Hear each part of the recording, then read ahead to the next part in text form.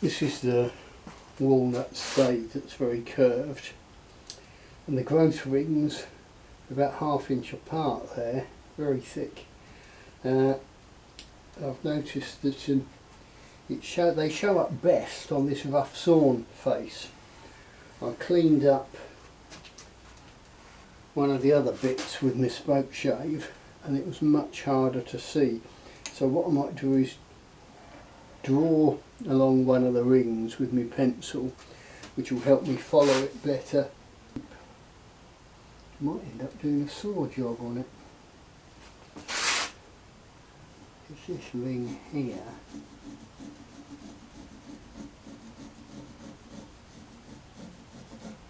It's quite thin. But there again, and it actually disappears right out. So I'm going to have trouble following a ring.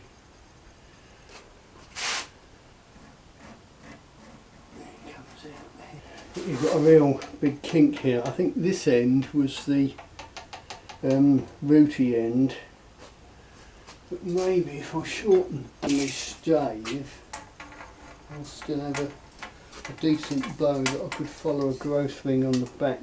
That would give me 58 inches. It's not a lot. The alternative would be to swap rings. So if I have one ring followed on one limb, a different ring followed on the other limb, and they swap over at the grip where it's extra thick anyway. That sounds like a plan to me. Yeah, irritating, there's a little hint of a knot there. Very few knots on this, because as the tree was growing, my brother knocked off any side branches. So there you see this ring fades out somewhere near the grip. Don't know, it's all very interesting, all very twitchy. And if I follow that ring, I don't know, it fades out somewhere around about here. Yeah. So I might do that, I might rough some of that out off on the bandsaw, just to get me vaguely in shape. A little bit of bandsaw work perhaps before I start cleaning it up. But meanwhile, I'll just show you how it works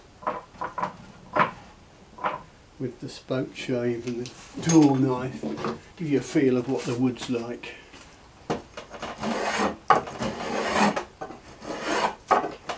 You see, it comes off quite clean and nice.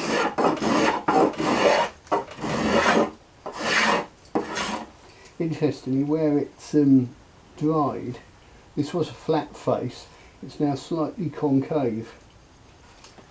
It'll go with the draw knife. It's got a very much the feel of hazel, but of course this is weird walnut. This is walnut sapwood effectively.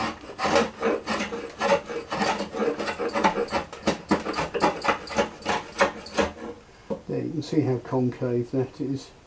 I don't know if you can see the shadow there, showing how it's touching there and there.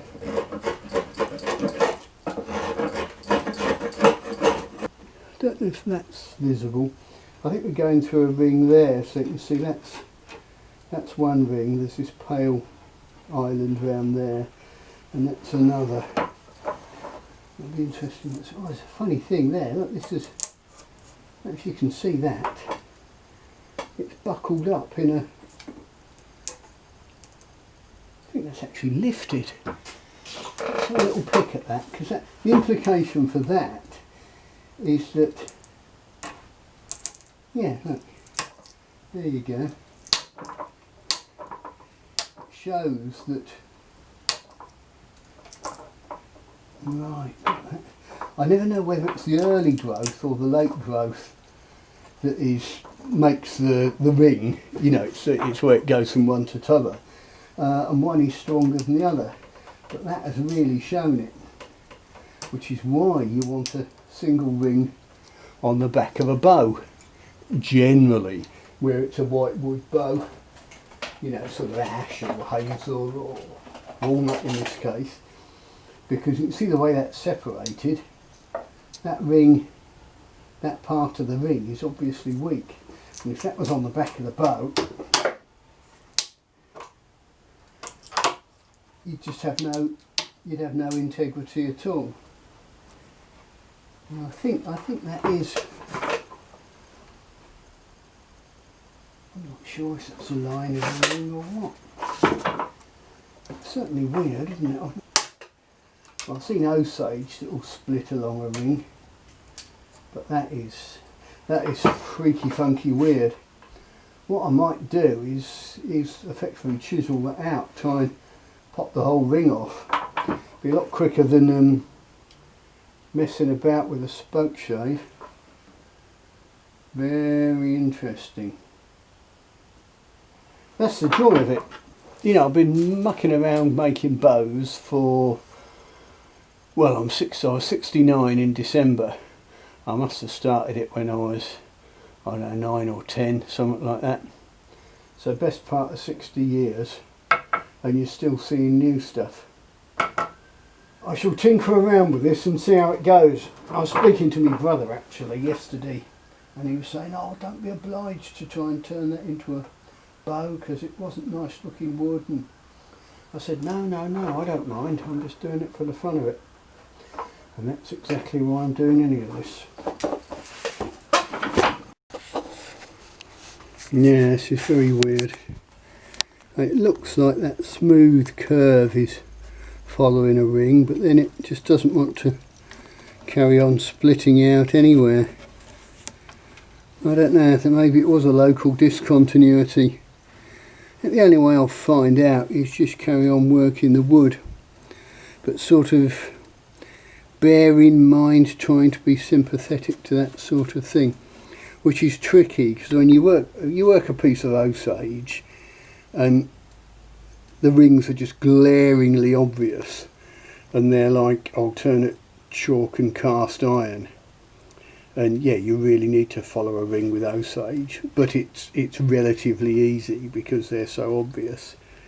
This will certainly be interesting. I don't mind if it doesn't make a bow. It's just, yeah, just the learning process.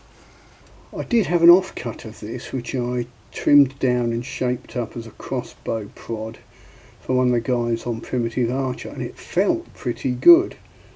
So on the one hand I'm optimistic, but on the other hand I'm not quite sure what's going on here.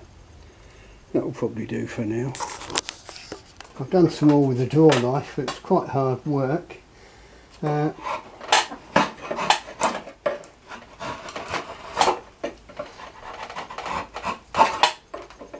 interestingly, if I use the draw knife edge on like a giant scraper, I can sort of expose this ring further. I'm not sure if you'll be able to see that,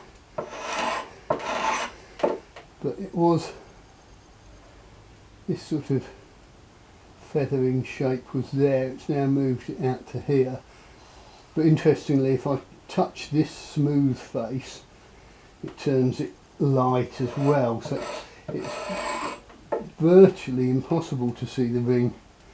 Very tricky, and there's no obvious discontinuity, so maybe that was a local defect. Very tricky to see. Of course, what I can do is, if I'm suspicious of the back, what I could do is just make it with a dead flat back and back it with some ash, because I've got some quarter sawn ash that I'd done for flight bows, and some of it is, yeah, not flight bow quality, but it'd be perfectly alright for this, which is probably just going to be like a 45 pound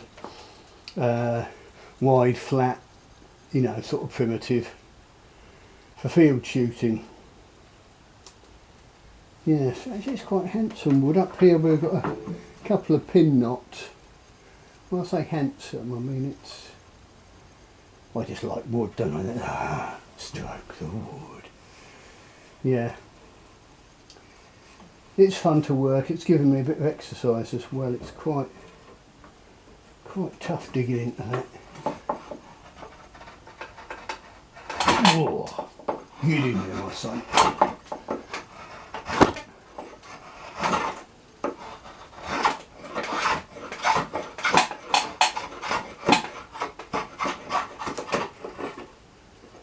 Yeah, it's a little bit harder than hazel. Anyhow, I'm just blethering on there really.